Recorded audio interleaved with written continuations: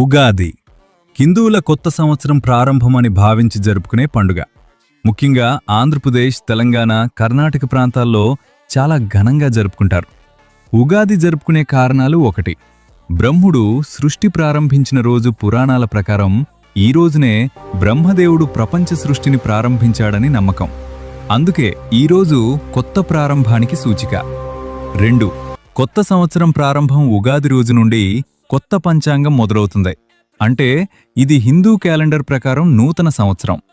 3. ప్రకృతి కొత్తగా మారే కాలం. ఈ సమయం వసంతృతువు ప్రారంభం. చెట్లు కొత్త ఆకులు, పూలతో అందంగా మారతాయి.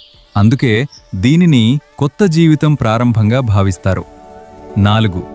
ఉగాది పచ్చడి అర్థం. ఉగాది రోజు చేసే ఉగాది పచ్చడిలో తీపి, చేదు, పులుపు, కారం, ఉప్పు, వగరు ఉంటాయి. జీవితంలో సంతోషం, బాధ, కోపం, ఆశ్చర్యం, భయం, విజయాలు అన్నీ ఉంటాయని గుర్తు చేయటానికి. ఈ వీడియో గనక నచ్చితే లైక్ అండ్ షేర్, సబ్స్క్రైబ్ చేయండి.